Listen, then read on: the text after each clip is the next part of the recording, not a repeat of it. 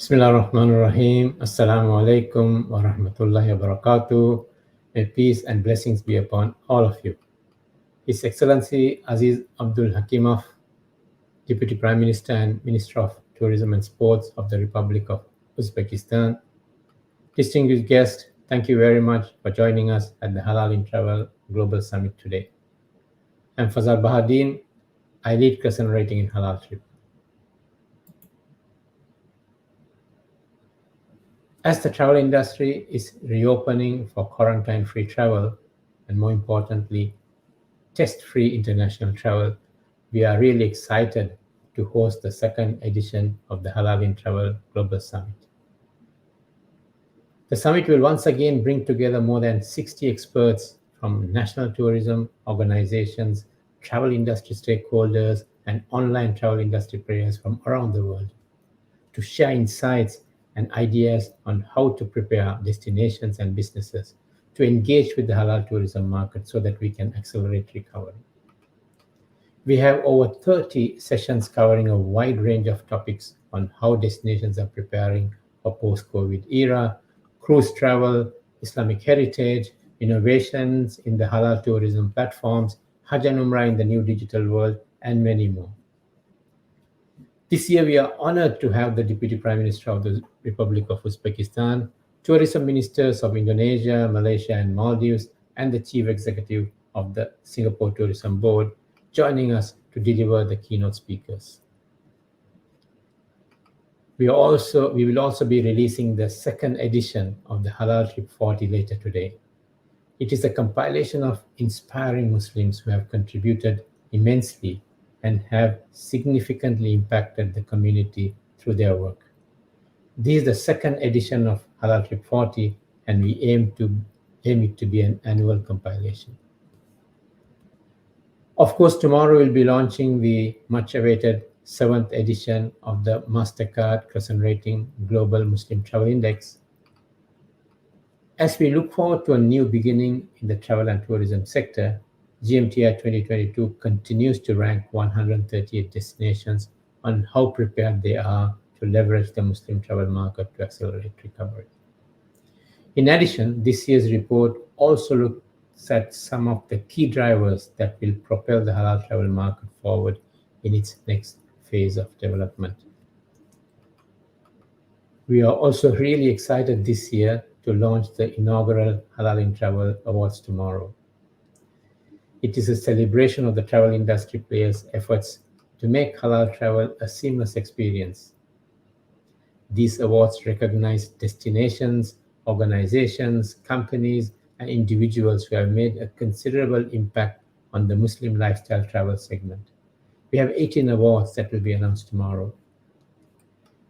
The GMTI and Halal in Travel Awards will be an in-person session in Singapore tomorrow, which of course will be live streamed as well. So I hope you will not miss any of these sessions during these 3 days. Let me now talk a bit about the next phase of the halal travel market as we see it. The Muslim market will continue to play a significant role in the travel recovery. In the GMTI 2019 report, we identified 2019 as the start of the next phase of Halal Travel 2.0. Of course, that got disrupted.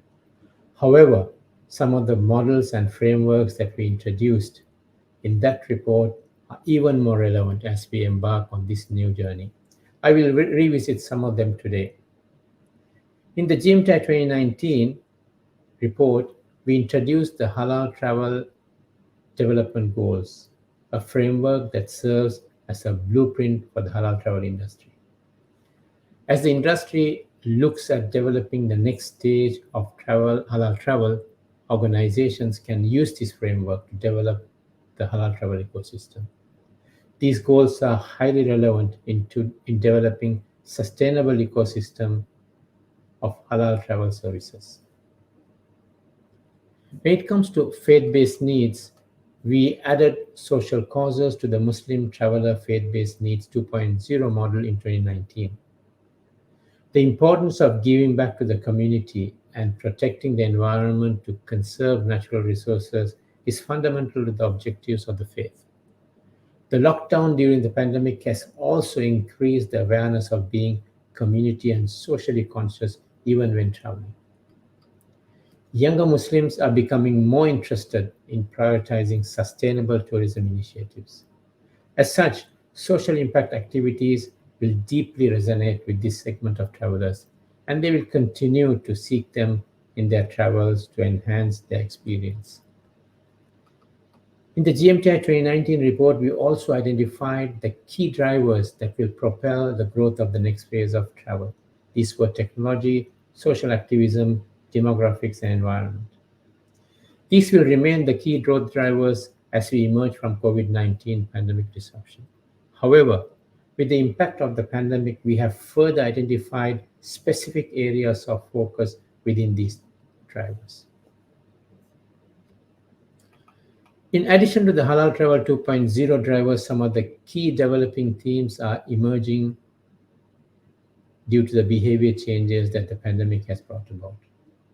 These revolve around tech deployment, flexibility in travel planning, creating an environment for meaningful travel, and ensuring that the destinations are safe.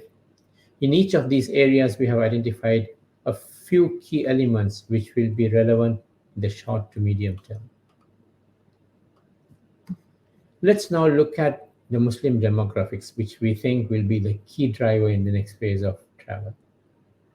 Muslim population will grow from 2 billion in 2022 to 2.3 billion in 2030. By 2030, they will account for 27% of the world population. 70% of the estimated population are under 40 years.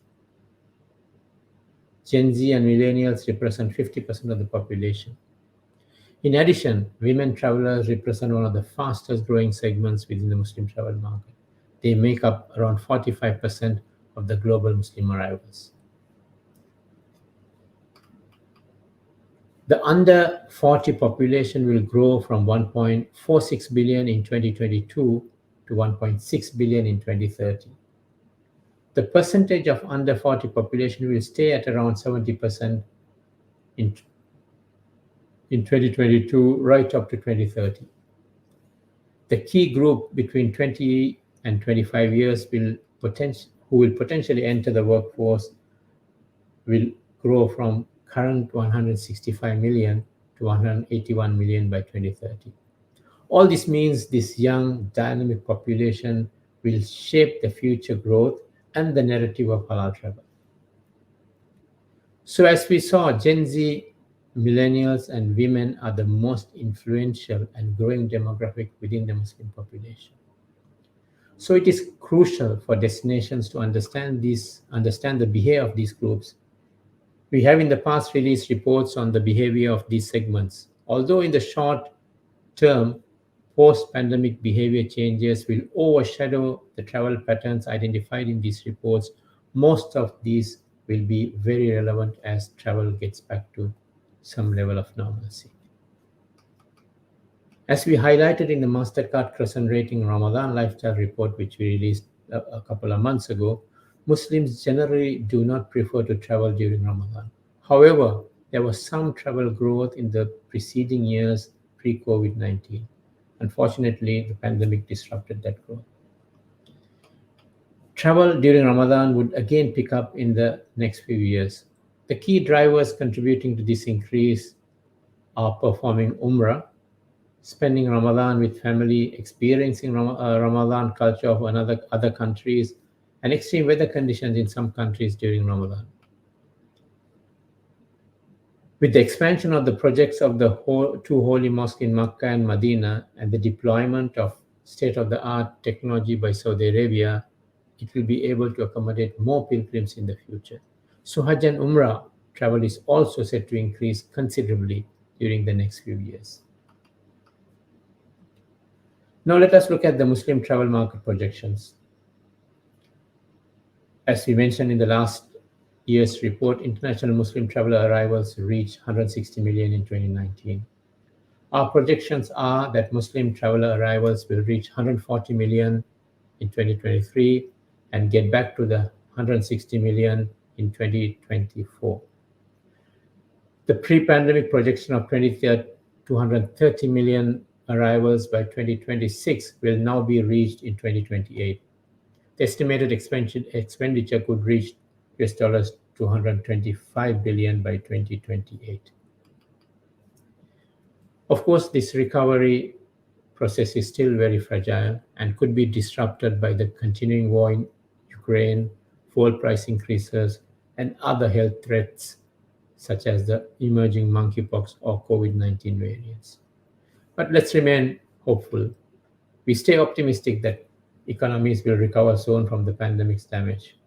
Moreover, as the travel industry gears up for quarantine-free international travel, we believe the Muslim travel sector could contribute immensely to accelerating recovery. All of the insights that I talked about are covered in the GMTI 2022 report that we will be releasing tomorrow. I hope this event will help businesses and destinations to leverage this segment of travelers to help accelerate travel recovery. It is now my pleasure to invite His Excellency Aziz Abdul Hakimov, Deputy Prime Minister and Minister of Tourism and Sports of the Republic of Uzbekistan, to give his keynote speech. Please join us to listen to the Minister's plans for Uzbekistan. Thank you and Assalamu alaikum.